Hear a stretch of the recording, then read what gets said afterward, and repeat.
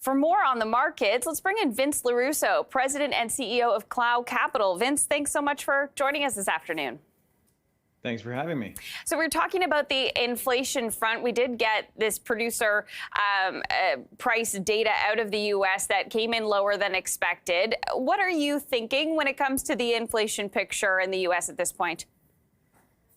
Yeah, well, I think that's a really important part of the big story, right, which is fiscal policy. And our base case at Clough Capital, where we do have a market awareness, we're thinking about interest rate cycles and profit cycles. We have a general sense that inflation is going to be coming down. So you're seeing that in some of the data now. But more broadly, when you think about the implications of technology and AI, that's a deflationary force.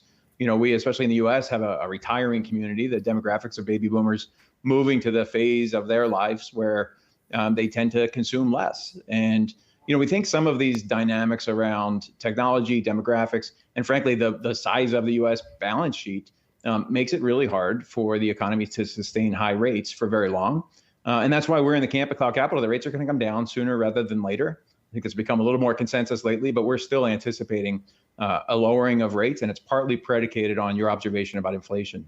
And how soon is soon in from your perspective, Vince? Yeah, so I think directionally, we're kind of ahead of the market on this. So you look at the dot plot and some of the Fed expectations. I mean, we think it'll be this year. We think rates could be, kind of sequential in nature. We're not going to be too precise about, a specific date and by a magnitude. But I think the important thing for equity investors and the two strategies that I manage, the active ETFs that I manage at Clough Capital, are equity-based strategies. When you start to get a shift in monetary policy, that creates opportunities for the equity. So we went from obviously a very quickly raising rate environment, and then towards the end of last year, 2023, folks started to anticipate and price in kind of a flattening or a moderating of the pace of rate increases. And now I think the important point is we shift to potentially lower rates.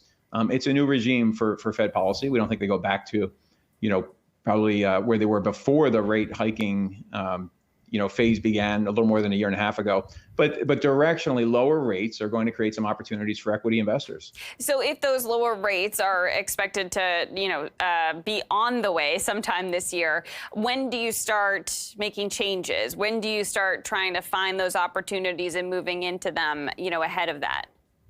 Yeah, great question. So we already did, at Clough Capital with the CBLS as a long short strategy that I manage, and CBSE is a long only strategy. So different mandates, and folks can see the holdings and read a prospectus at cloughetfs.com. So you'll see those positions. We actually have daily transparency on our ETFs. And we started talking the second half of last year about moving towards small and mid cap stocks and more growth oriented stocks. We think that lower rate environment, those tend to be the names that can move the most. We frankly probably already saw a lot of that, right? In the fourth quarter of last year, you had that dramatic move higher in small and mid cap growth stocks in particular. But if we do have a kind of a new backdrop for investing, and that is, what we more or less anticipate, right, is a more muted growth environment. Consumption in the U.S. is not growing particularly, at particularly robust levels. A lot of folks have extended credit lines. We've, seen some of the banks that are reporting now talking about some of the slowdown in credit.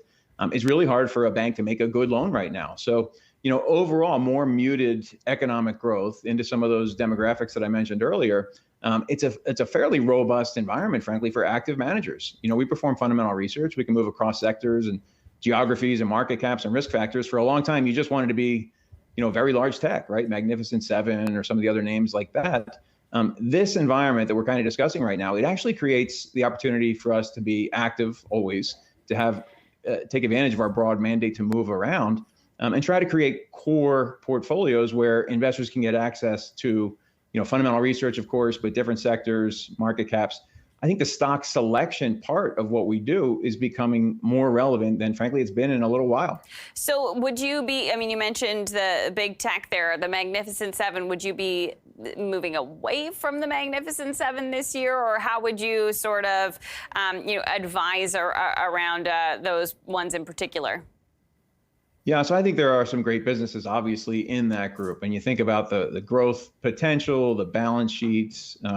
Frankly, they're not just any one stock. If you look at any one of those businesses in isolation, they have so many different business lines. They're in many instances, they're roll-ups of different public companies that have been acquired. So, they're not just seven stocks. They're actually huge businesses that are touching effectively every aspect of our lives, from the economy through consumption and our technology needs. So, I think it's inevitable that investors are going to have some exposure to the Magnificent Seven. We think some of those names are preferable to others at this point in the cycle. But, I think the work that we're doing, this takes us a little bit out of those Magnificent Seven into some of the smaller cap stocks. I can give you, by example, obviously the growth in semiconductor chips and EVs and now AI, and the Internet of Things, and these kind of secular growth stories that are really accelerating.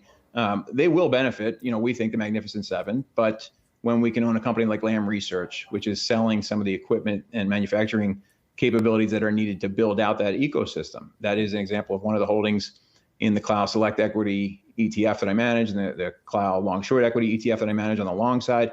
So I think we can get investors some of those exposures and tailwinds and secular stories, but a broadening of the market that we started to see at the tail end of last year, and we anticipate we'll see throughout this year, is going to introduce some new names and new opportunities for investors.